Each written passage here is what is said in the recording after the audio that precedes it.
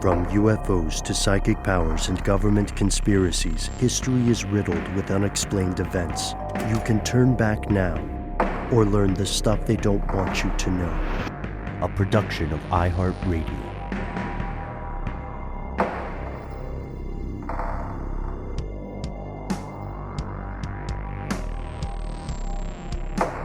Hello, welcome back to the show. My name is Matt. Our colleague Noel is not with us for this episode, but will be returning very soon. They call me Ben. We are joined, as always, with our super producer, Paul Mission Control Decant. Most importantly, you are here, and that makes this the stuff they don't want you to know. This is part 2 of a 2-part series that has possibly already ruffled some feathers, which is something that we appreciate and love. We are continuing our journey into conspiracies surrounding the political dynasty known as the Clintons here in the United States. Please do check out episode 1. Also, please do check out our earlier conversation on this, Matt. I think it was 2016 when we also caught some heat because we got asked by so many of our fellow listeners to look at so many conspiracies surrounding the presidential candidates at the time, which would have been Donald Trump and Hillary Clinton. And after a little bit of conversation with our good pal Jake Hanrahan over at Popular Front, we decided to take the benefit of retrospect and really drill down into some of these theories about the Clinton family. Earlier in our previous episode, earlier this week, we looked into something called the Clinton body count, and we barely scratched the surface of that, by the way. We gave you a good intro, a good primer on this, but there are more than 50 or so folks now who are alleged to be murdered in some way by a former U.S. president or an on-the-way U.S. president and his spouse. Today, we are finally, man, we're going to Whitewater. And sadly, it's not the amusement park. What? I know. I'm sorry. I know. I got so excited, man. Me too. The slides at Whitewater were so epic when I was a kid. All right. Well, hopefully this one's fun and exciting and there'll be some cotton candy involved. Hopefully. Probably not, but hopefully, right? Hope springs eternal. Here are the facts. So, Matt, earlier this week, you and Noel and I and Mission Control explored kind of the space between fact and fiction, right? We looked at the proven history of both William Clinton and Hillary Clinton's political careers, all the way from their initial meeting at Yale in a library to their time in Arkansas, through their ascendancy from regional to national politics, traced controversies all the way up to Bill Clinton's term as president, Hillary Clinton's career as senator, secretary of state, candidate for the Democratic Party as president of the United States. I don't think it's a hot take, man, to say that these are controversial figures. No, it's not a hot take at all. As political figures go, the amount of controversy shared between the two of them is pretty astronomical, honestly. If you look at other even recent political figures, like look at President Obama, just as a case in point. There was controversy around him that was generated kind of often out of nothing, like some of the stories about his birth certificate, if you really think about the controversy around him, like there wasn't a ton, right, that you can just think about and conjure in your mind. There wasn't a ton about George W. Bush. I mean, there were things, there were issues with him, as there were with President Obama, but they weren't these like court cases. They weren't these pretty intense stuff about their background and how they rose to power, right? With Bush, it was like, oh yeah, his dad was president. Yeah, that's kind of fishy. And then you look at his background in the oil business and everything. And even with Trump, you look at him and you think about his past with television, his past with real estate and some of the weird money and tax stuff. But it's not the same as what we see with the Clintons. Multiple sexual assault charges. Yeah. Yeah, you're absolutely right there. But I think combined, the Clintons just have so much that we have to look at.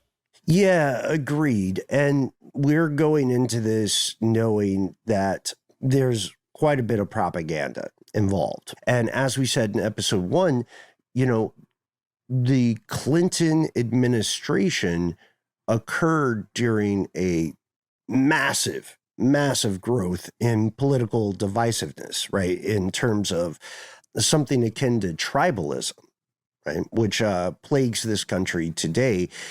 Propaganda is weird because the opponents of the Clinton administration, who were also the opponents of Hillary Clinton's terms as a senator and as Secretary of State, these opponents did not shy away from propaganda and did not worry too often nor too ardently about whether or not an allegation could be supported by fact.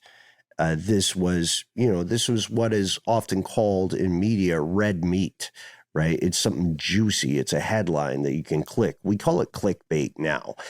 So our question is, even after putting the propaganda aside, why is it so disturbingly easy to understand why so many people in the U.S. and abroad might have problems with this political dynasty? To say, again, the quiet part out loud, it is not meritocratic for members of the same family to hold the reins of political power. And unfortunately, this is a problem that has plagued the United States for many, many decades across political parties. One of the things that became mimetic was the idea of her emails, right? Hillary Clinton's emails, which we'll get into today. The idea of this whole Whitewater thing, which I think, Matt, you and I are both sad to learn is a real estate scandal, allegedly, and not a water park. So we'll also have to ask a question common to any political force of this caliber, which is, are there nonprofits actually nonprofits? Is the Clinton Foundation just that, a charitable organization? Or was it and is it a backdoor for undue political influence? You know what I think, Matt? Let's maybe pause for a word from our sponsor and then dive in. Is our sponsor Whitewater?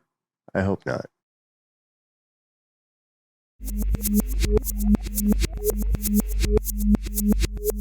Here's where it gets crazy. All right, Matt, Whitewater. Mm-hmm. This is something we didn't get to in episode 1. So we talked a little bit about this in our 2016 episode where we did both conspiracies or allegations against the Trump campaign and conspiracies or allegations against the Clinton campaign, which was Hillary Clinton at the time. But those episodes, by the way, came out like a week before the election, I think. They did. Oh, we're great at timing. We're real Christmas in July, folks. But this Whitewater thing, I think the news about it has been around for much of our lives, you and me, and probably a lot of our listeners, because it dates back to, it came to public attention in the 1990s, but the substance of the events is actually, it's older than a lot of us listening today. Oh yeah. I do recall watching news about the Whitewater scandal with my parents at their house when I was a kid. I have no idea what it was. Like, I didn't understand any of it. I just knew the phrase Whitewater, and I saw Bill Clinton's face on the television. And I didn't realize it went back to the 1970s, well before I was ever conceived to even be a thing, or even a potential thing. So this is kind of weird. It's a little complicated, but let's get into it. As you said, Ben, it has to do with real estate, with purchasing land and then hoping to develop that land and just make buku bucks on whatever sits upon that land at some point. We know about it because of investigations that were done by a certain independent counsel that was a rock star at the time, someone named Kenneth Starr. And it's really interesting because there was so much scandal, there's so much press about this on the news constantly, but in the end, nobody really got in trouble. At least the Clintons didn't get in trouble. There are other people who were involved in the scandal who did very much get in trouble. Yeah. This is going to have a lot of shades of House of Cards for people, right? That I think it's fair to say that House of Cards, the very well done political drama, it's a bit of a soap opera. I think it's fair to say that it takes a lot of cues from the public perception of Bill and Hillary Clinton. It's interesting, but it kind of combines the two of them into the two characters in different ways. So it's a neat amalgam where it's not fully Bill and Hillary as the power couple in House of Cards, but they are kind of a mesh of one another. Yeah, just so. And of course, that's because it is a work of fiction, House of Cards. Yes. And we can do a maybe a Kevin Spacey episode later, but it would feel a little unclean. Anyway, I love the way you've introduced our buddy Kenny Starr. He is alive. He is an American lawyer. He was a U.S. circuit judge for several years, a Solicitor General of the United States. He was a guy who was on a mission during this period of time. And his mission, which he accepted, was to, by hook or by crook, bring down the Clinton administration. That's an apolitical statement. Those are just the facts. It's not a conspiracy. It's pretty clear that this guy and his puppeteers were doing anything possible to find some way to bring down Bill Clinton, which is surprising because, as we'll find, the Clinton administration actually did a lot of stuff that Ken Starr's masters probably wanted. As you said, the Clintons were never formally charged with a crime in the case of Whitewater. Several of their associates didn't do as well. Here's what happened. The Clinton family partnered with another family, the McDougalls, James and Susan McDougall, and their scheme was, I'm using the British connotation of scheme. It wasn't really a conspiracy. It was like their plan.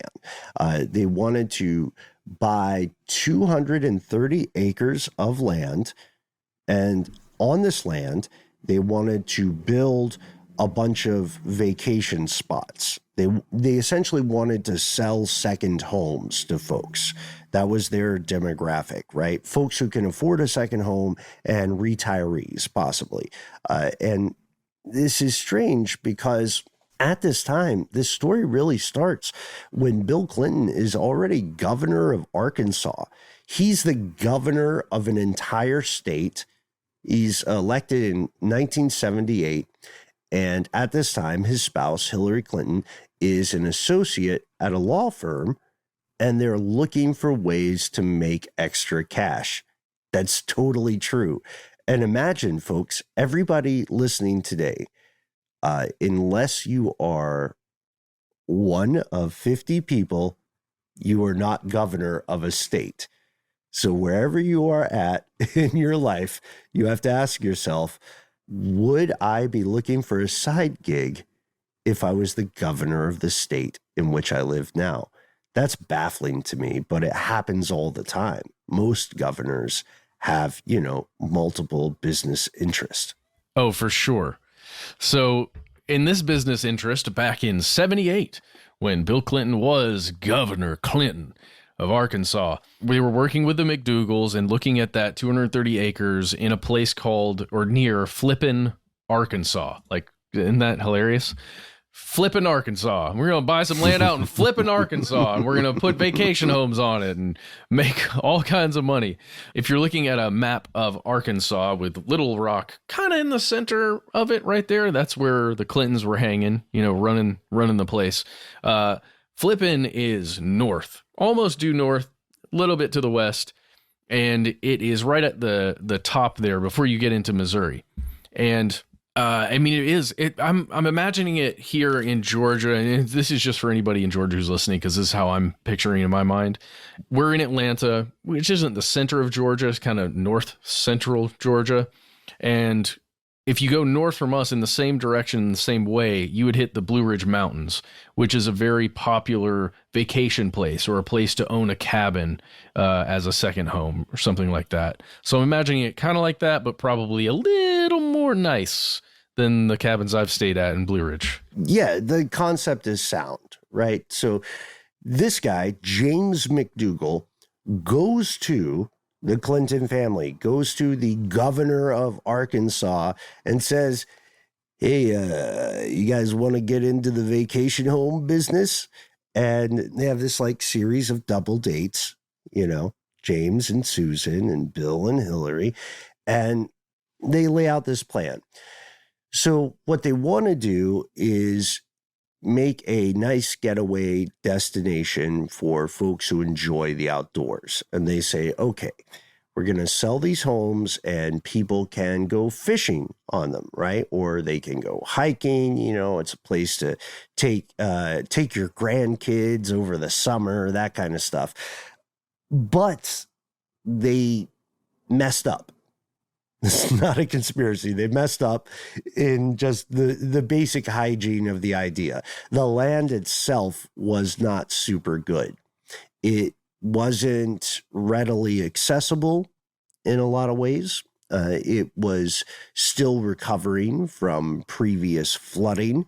And that accessibility piece is something that would not have changed regardless of flooding. You would need to lay an interstate a little bit closer, or you would need to have other things that pull people in that this development could sort of satellite off of. Like the Blue Ridge Mountains here in Georgia, that works because of its location relative to an interstate and state roads. Well, yeah, I think it's the state roads are the most important thing. Just like even if the interstate isn't that close, you can easily get on non-dirt roads, paved roads to the place that you need to be. It's not that far out of the way. There's infrastructure there. Infrastructure. There it is. That's the billion-dollar word, right? You can have very opulent places there's a place a lot of people don't talk about nationally here in Georgia called Sea Island. Sea Island is very posh. I have to go there sometimes. It's candidly not my favorite place. People are pretty nice. Why do you have to go there, Ben? There's a lot of inequality. So the issue with I'm not taking questions, Matt. So okay. the issue is they didn't pick a good starting position. Just like a game of Civilization, or does position matter in Catan? We're talking tabletop games. Yeah, it does, right? You get to choose. You choose where your starting point is, I think. Or you roll for it? I can't remember. I haven't played in years. Okay. All right. Well, we know position is key. They chose a poor position. They were also, and this is not really on the McDougalls or the Clintons, they were also at the mercy of a larger financial climate. interest rates were on the rise, which means that even if they had a primo position, even if they had a little corner piece of the brownie pan of vacation homes, a lot of people couldn't afford to buy a second home. They were trying to hold on to the one they had. The Clintons, as a result, lost an estimated $46,000 on this. And this is, again, through, 1978 to 1986. Many years later, the investigation starts occurring. Federal regulators are looking at not Whitewater, but another real estate investment. Oh, yeah. This one it's a project called Castle Grand. You undoubtedly heard about this too if you were paying attention at the time. This was backed specifically by James of the McDougalls and their power couple. And this investigation led to James McDougall having to resign from the company that he started. A company called Madison Guarantee I believe this was the savings and loan that he started and was working for. It was, he started that one right after the whole Whitewater thing kicked off. And I think it was maybe even to get Whitewater to happen. And the bank ended up collapsing. It was pretty terrible for James, at least. And it only went downhill from there for him. Yeah. A little bit about McDougall. He passed away in 1998. He was hand in hand with the world of Arkansas finance and Arkansas politics. Ultimately, this guy gets convicted on 18 separate counts of fraud and conspiracy charges. These were all due to loans made by his company, Madison, in the late 1980s. And check this out, folks, because this company was federally insured, the $68 million that his company owed legally was paid by you if you live in the United States. It was paid with taxpayer money. That's what federally insured means. So funny enough, our boy Kenny asked for a reduced sentence for James McDougall because McDougall was assisting with the Whitewater investigation. And questions surrounding the Clintons' involvement with Whitewater only grew during President Clinton's first term in office. The investigation about this primarily was concerned with whether they conspired or whether they did anything illegal. The prosecutor who was appointed for this was a guy named Robert B. Fisk. And there were concerns that Bill Clinton himself was pressuring people, was pressing them into financially assisting the Whitewater deal, even though the land was bad, even though it was known by now that people were not able to afford a second home.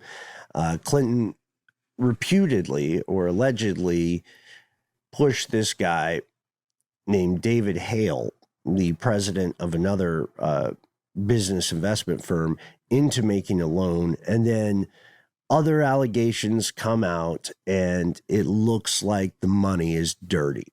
It looks like the campaign that Bill Clinton had to become governor of Arkansas was using laundered cash through Madison Guarantee via its owner, McDougall, or its creator. It was a $300,000 loan that this guy, David Hale, was being pressured allegedly by Clinton and by the McDougalls and outside forces to give this loan to the McDougalls and the Clintons through the Madison company that McDougall owned, right?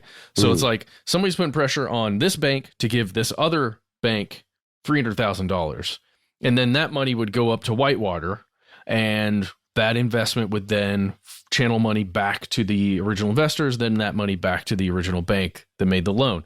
But it's just weird because it seems as though the money, as you said, Ben, was just kind of traveling a little trail so that that money could actually be used somewhere else.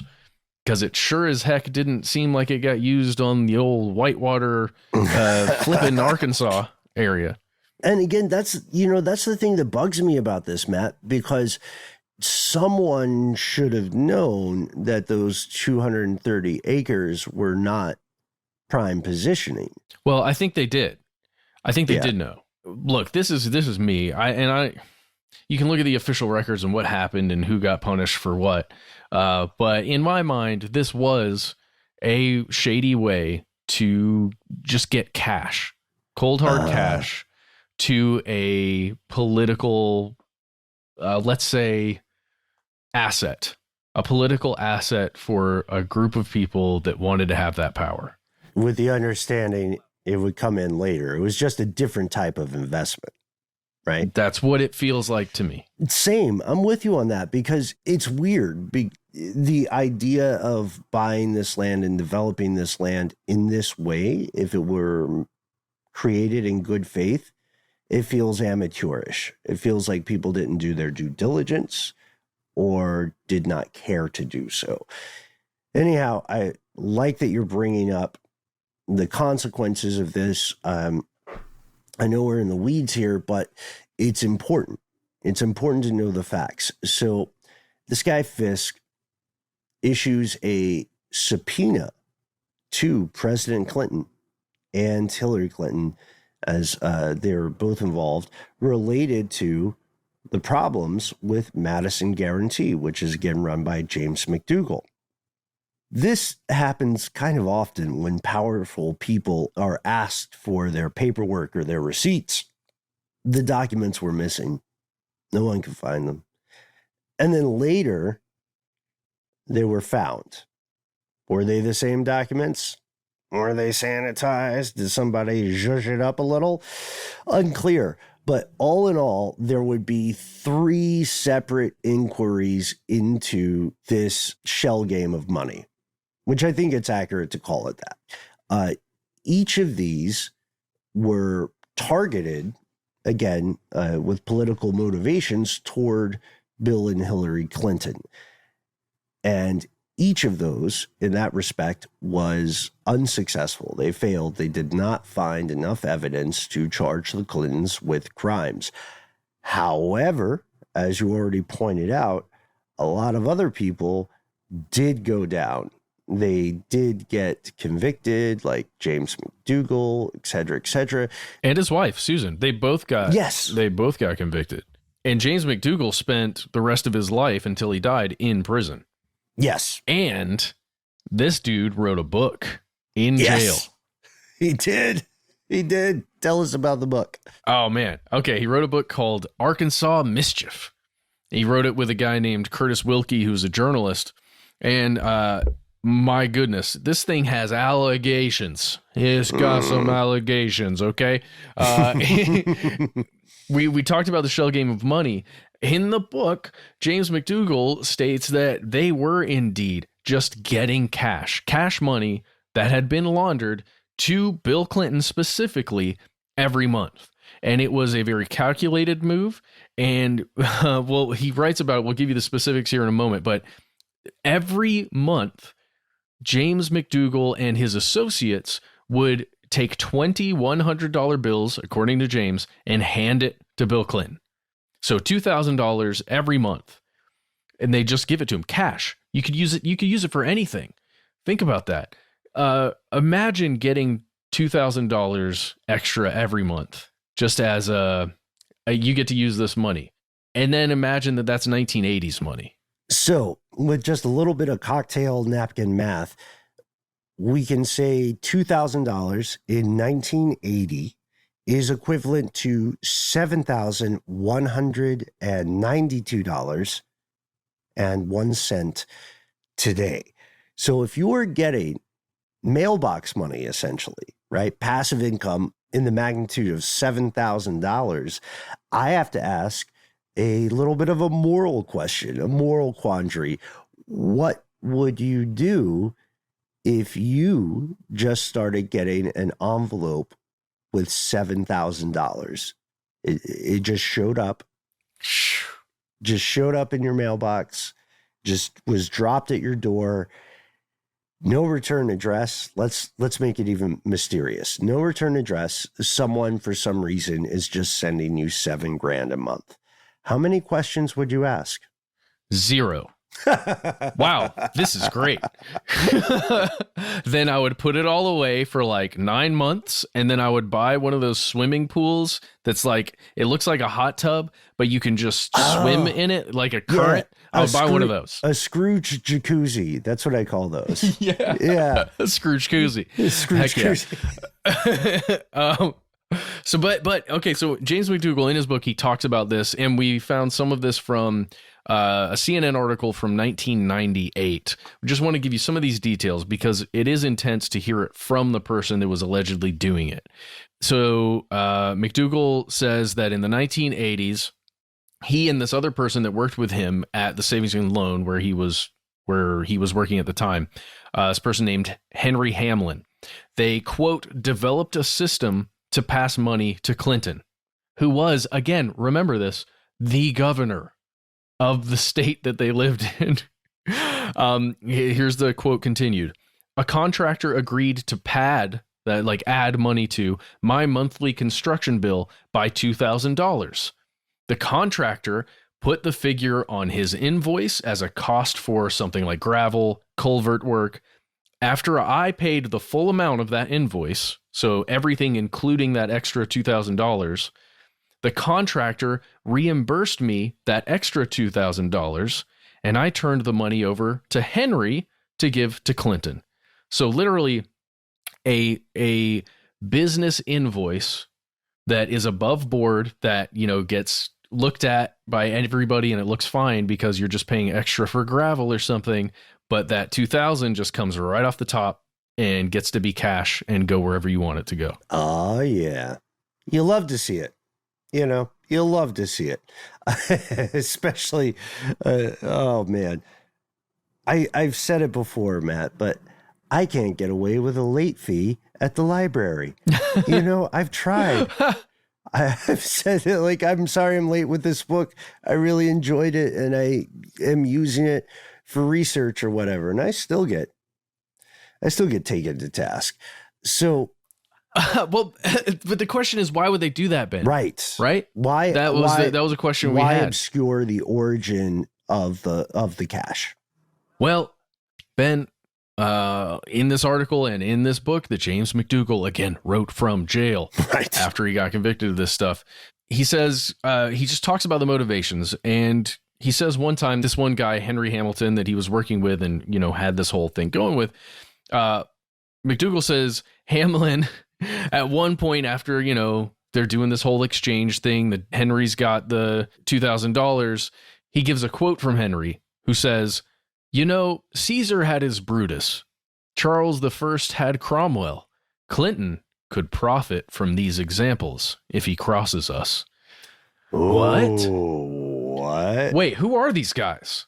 Are we talking organized crime here? Crosses us? Are they just trying to build their own political power somehow within Arkansas? What is going on? There's so much more to this story. Yes. And McDougall wrote that this guy, Henry Hamilton, was very adamant about this position and about how important these payments were. I'm going to give you another quote. McDougall says that Hamilton, quote, insisted that under-the-table payments would solidify our connections in state government. And he said that Clinton appointed his recommended candidates to state jobs, including state securities commissioner.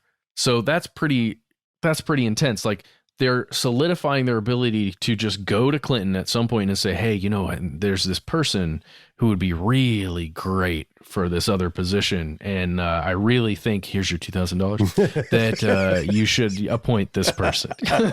I mean, and that's true in terms of like what is described in the book and what we are telling you today, folks. You can call it propaganda or whatever, but I would be careful to avoid that kind of assumption because the records appear to be there. And again, this guy is writing from jail, right? He is not one of those folks who gets a pardon, by the way, at the end of the administration. No. And Matt, as you pointed out earlier, too, off air, Henry Hamilton is beyond the realm of questions now. Oh, yeah, because Hamilton was passed away in 1998 when that article was written in CNN.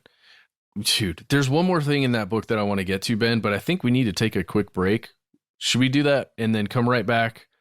We'll hit one more piece of that book and then move on to Benghazi.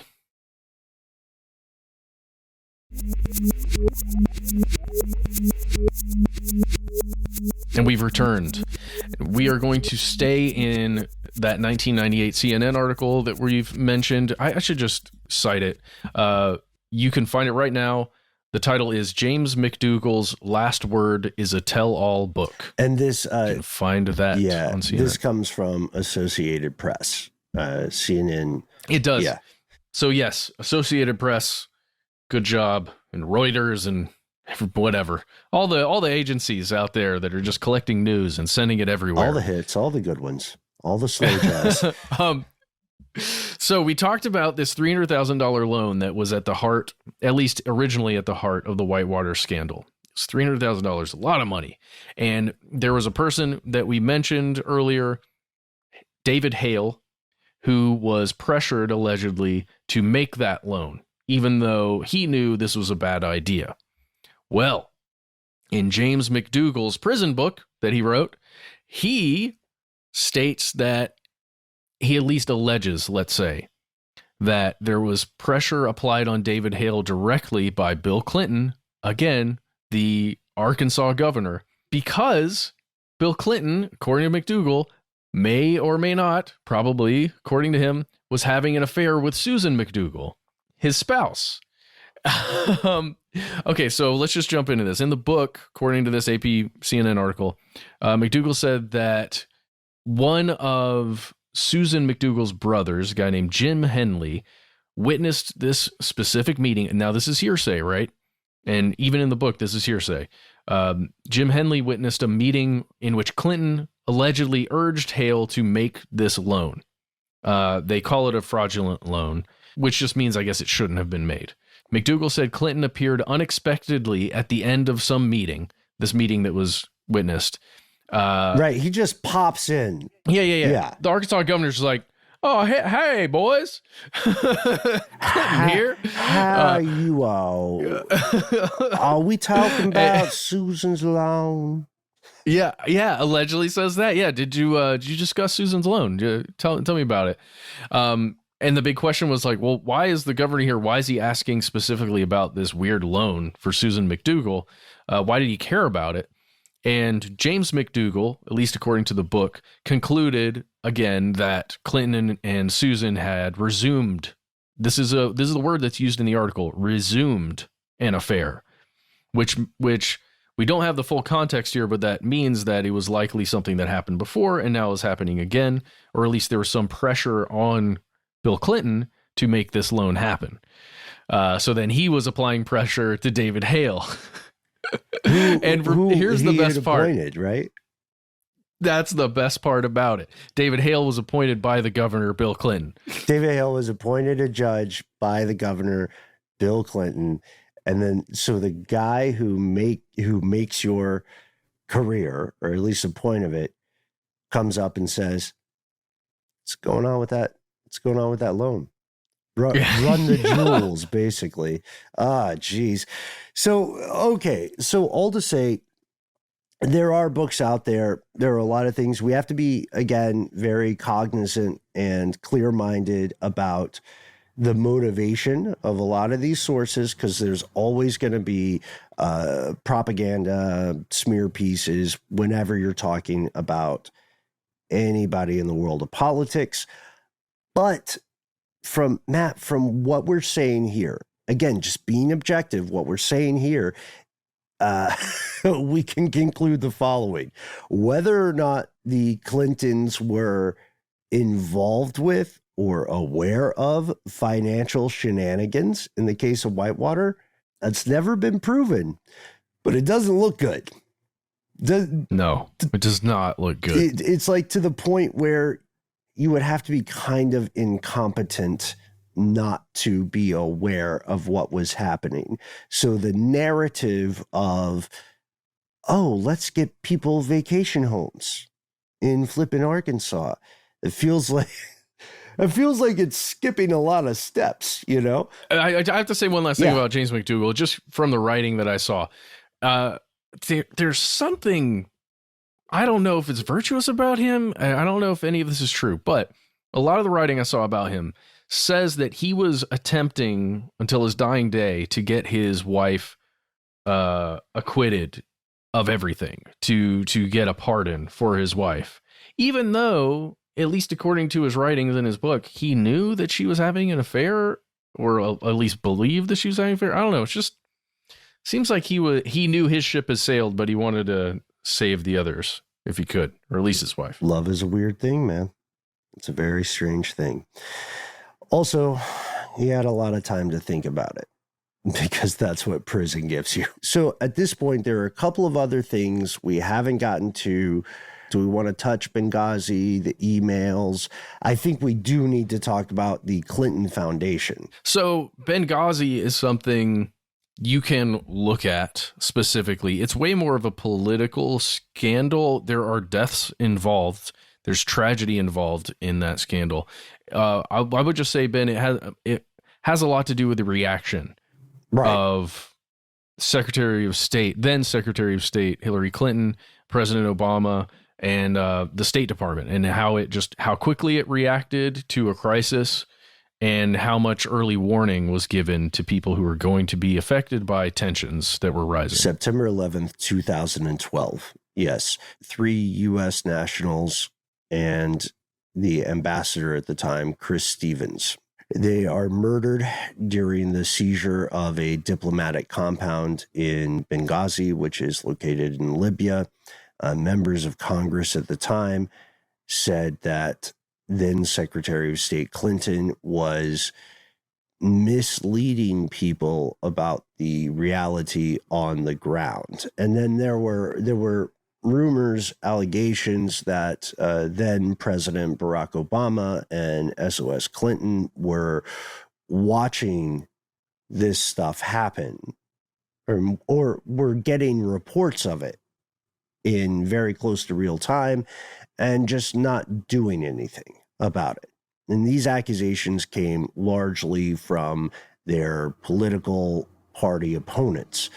The charges, as you can see, Amber Phillips, right? You found this one, does a great job laying these out in an article for the Washington Post from 2016, which is, has the benefit of retrospect. The 5 ideas, or the 5 chief accusations, are that the State Department did not protect U.S. diplomats in Libya.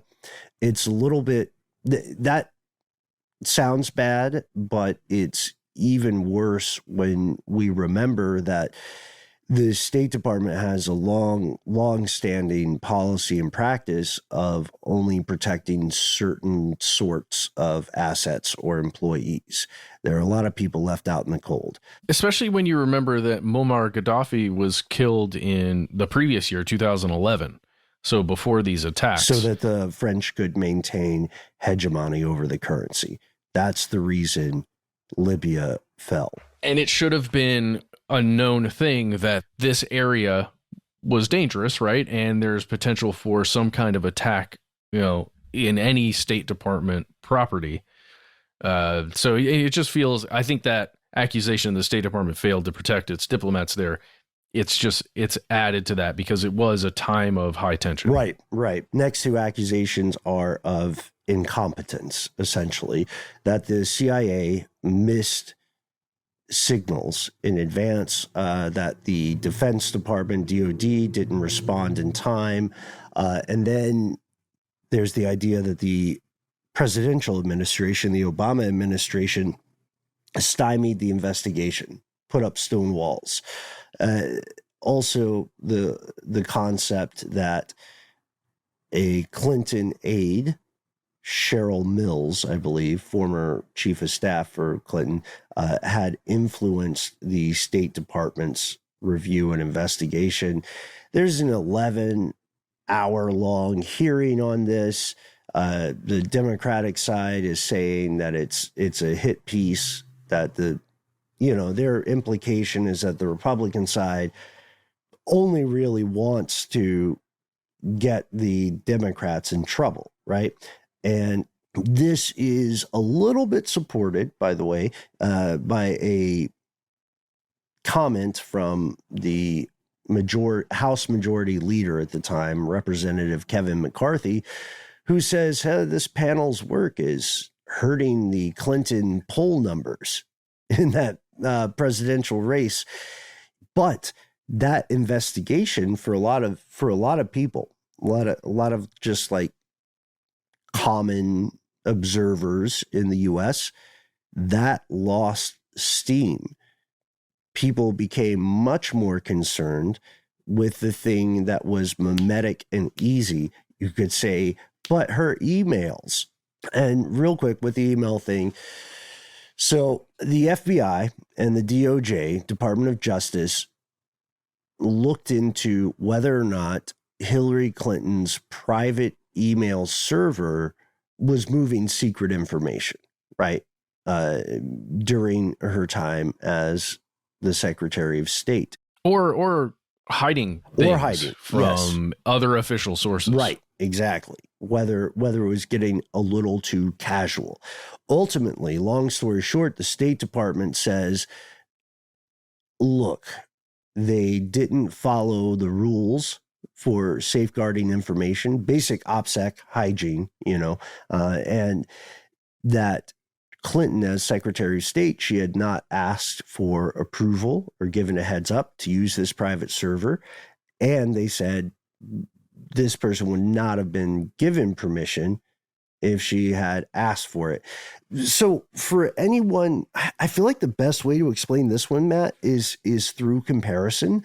So for anyone with an office job, this might sound familiar. A lot of people, including us, have played fast and loose with this kind of hygiene when it comes to personal stuff on work email or work conversations on personal things, like, wait, you've been playing fast and loose with that? Not anymore. You and our dear friend Noel and I have a kind of off the books group chat that we use.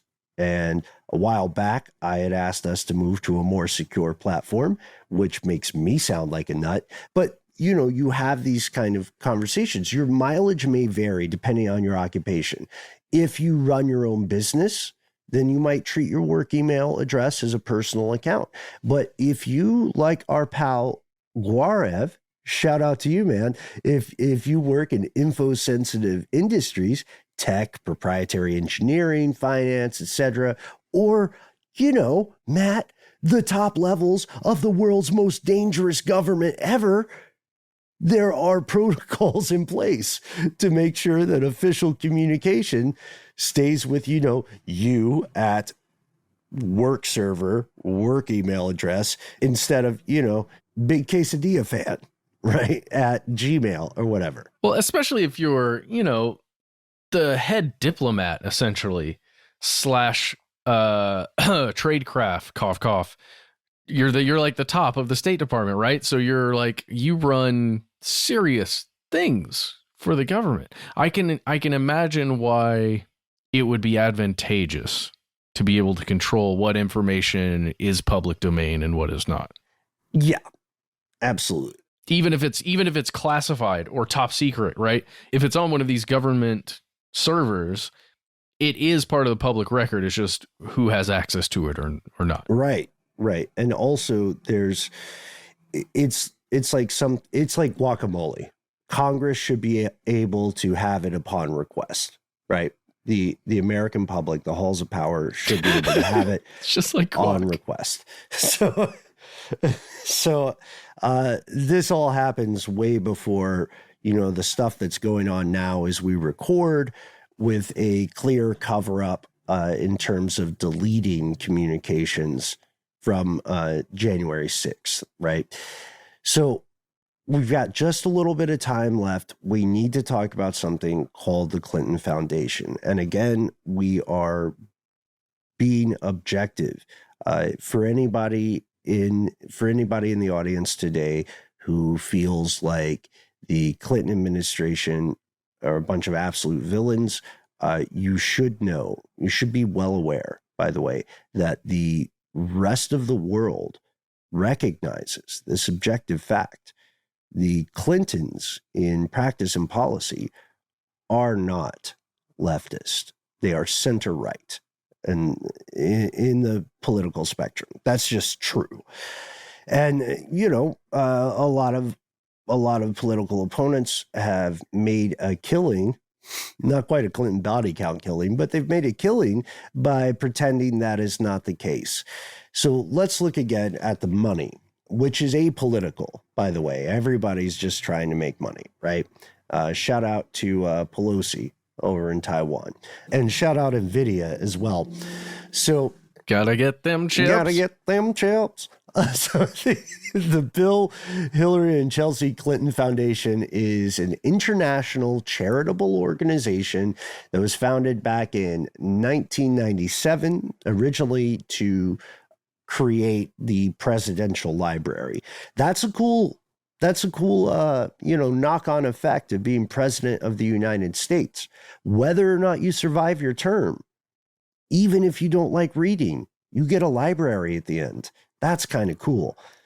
And it's like the watch. It's like the retirement watch from the 1960s. It is. And then the books and the speaking tours. But, you know, you have to survive your term to do those. If you no matter what happens, you get the library. So this is weird because it's not a personally endowed private charitable foundation. Those usually serve as pass-throughs for donations to other groups that do on-the-ground work, right? Like the Bill and Melinda Gates Foundation funds other initiatives. That's a big part of what they do. The Clinton Foundation, in contrast, is an operating foundation, which means that it takes the money and then it does its own charitable activities. This is controversial because it's an organization that brings in billions of dollars in donations from around the world. It's operated by a former U.S. president and another very high-powered, very influential politician who served as Secretary of State during another presidential administration.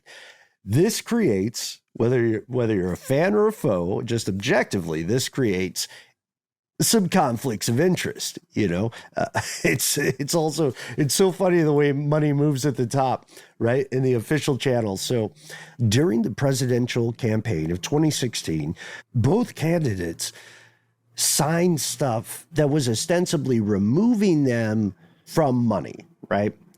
Both Trump and Clinton. So Clinton signs this document that says, I am not going to participate in anything that could have a, quote, direct and predictable effect on the Clinton Foundation unless I get like a permission note. Just like going on a field trip when you're a kid, unless I get a permission, a written waiver from the overall administration.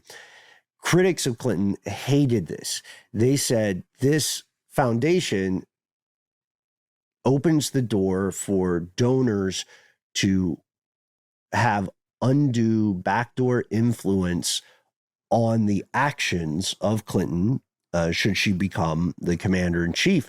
Well, it sounds like the Whitewater scandal, right? It sounds like what James McDougall wrote in his book about getting that extra money under the table to the Clintons, because you could use that foundation. I'm not saying they did use that foundation to get undue access, right? Or to get, money, but that's what we mean by access, right? Here's some money. Now have a meeting with me.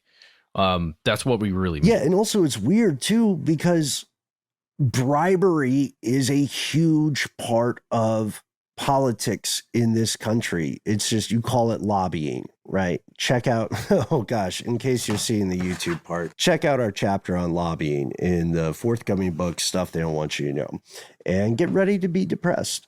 So you're right. This is an opportunity. It's not the same thing as saying this did actually occur. Also, we want to shout out a book from 2015 by Peter Schweizer called Clinton Cash.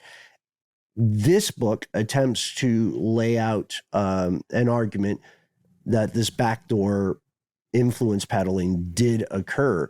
There were several back and forths on this. In 2016, 3 different FBI field offices said we need to launch a probe into possibilities of conflict of interest between the Clinton Foundation and the State Department, because there's been some, they were like, there's been some just to be honest with you, like, folks.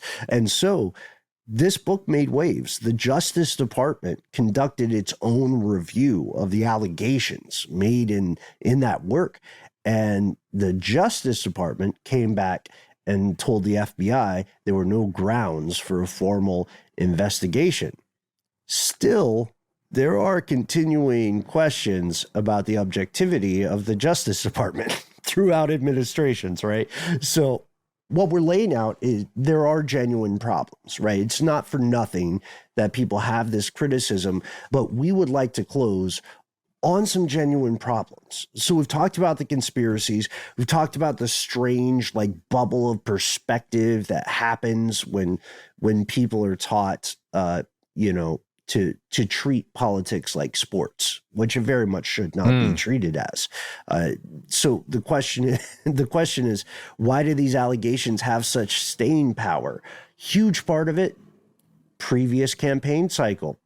The Trump campaign leaned in very, very hard to various rumors without fact-checking many of them, just to discredit as much as they could their political opponents. Things that had faded from the national discourse got some brand new high-octane gas in the age of social media.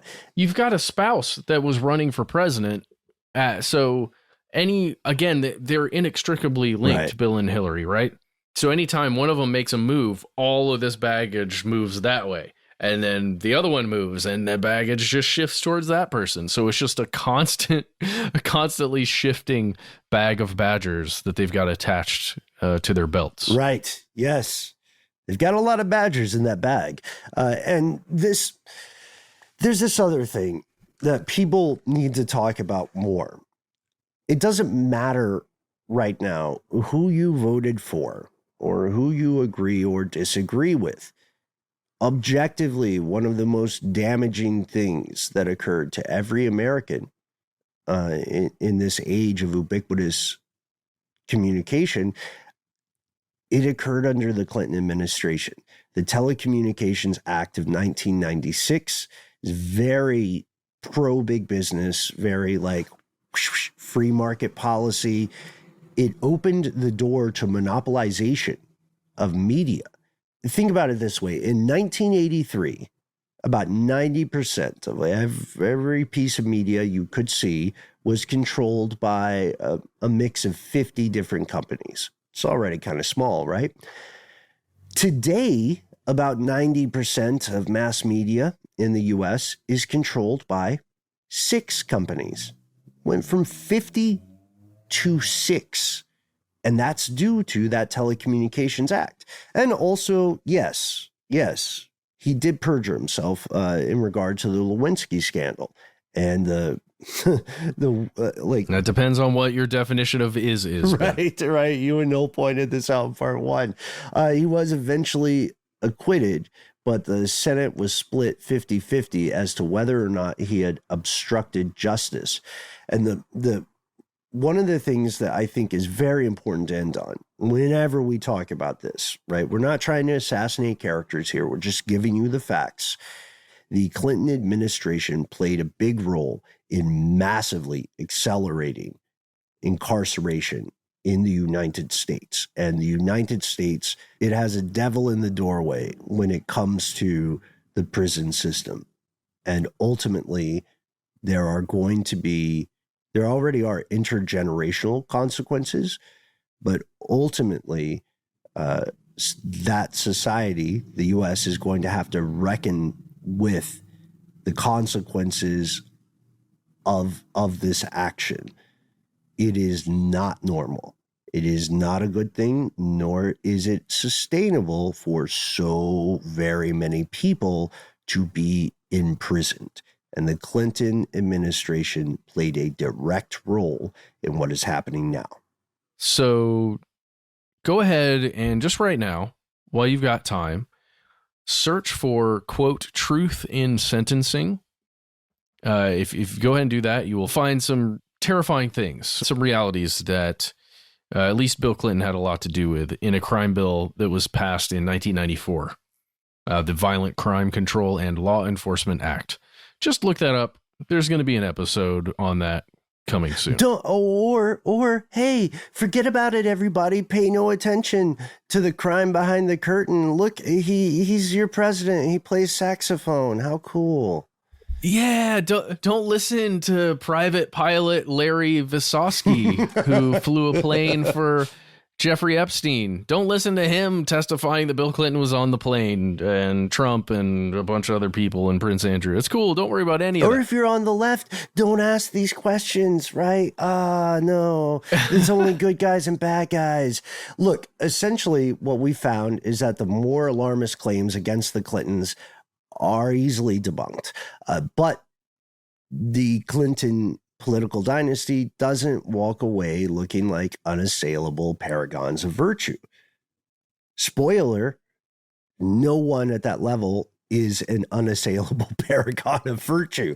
A lot of the attacks and allegations against them are propaganda made by political opponents, but there are compelling cases just in this introduction we've done that indicate evidence of backroom dealings and, let's say, creative ways of juggling money. The scariest part of all of this, fellow conspiracy realists, that's how the game is played in the United States and many other countries.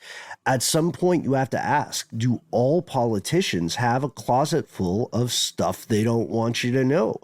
We've got one skeleton in our closet. It's a literal skeleton. Her name is Scully. And we got nothing on these folks. Honorable mention, Christopher Hitchens. You know him. He wrote this delightfully spiteful and obsessively documented work that was meant to cause problems called No One Left to Lie To. And this is a pretty solid read. The guy has a pen that spits fire. He, during his life, was very, very angry all the time at a lot of things.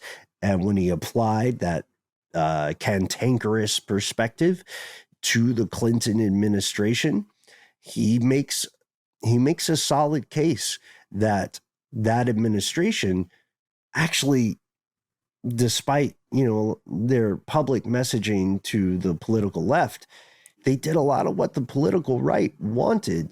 There shouldn't be this many people in prison. And it's not as simple as blue v red. It's not as simple as good versus bad. And that's an important thing to remember. But the most important thing to remember is that we can't wait to hear from you. Matt, we went long. We made this a 2-parter. It's almost a 3-parter.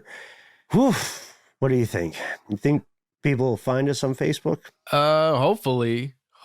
I can't even remember in the series. Do we even talk about Paula Jones and the Arkansas we haven't gotten to and so everything much that stuff. led to Lewinsky? And yeah, man, okay, all right. By the way, so Noel is just to be clear, folks. Noel is working on a real estate deal with us. Stuff they don't want you to know. We're looking at about 230 acres of prime Florida swampland. It worked for Disney. It's in freaking Florida. Not quite as nice as flipping Arkansas, but it's pretty good. Freaking Florida. We can't wait. We did the math on climate change. We think it's going to work out for us. So Oh, geez. All right. Well, any landing you can walk away from. Yeah, folks, we will have Noel returning soon. Matt and I will be coming back with an episode we know you'll love. What is the truth about truth serum? No spoilers. It's going to be a wild ride. Find us on the internet. In the meantime, we want to hear from you. And if you don't sip the social meds, why not give us a call with, with your hand, your ears, your mouth parts. Oh, yes. You can call us 1-833-STDWYTK. When you give a call, please give yourself a cool name. Let us know if we can use your name and message on one of our listener mail episodes. You've got 3 minutes. Say whatever you'd like, but if you've got more to say than can fit in there, why not instead send us a good old-fashioned email? We are conspiracy@iHeartRadio.com.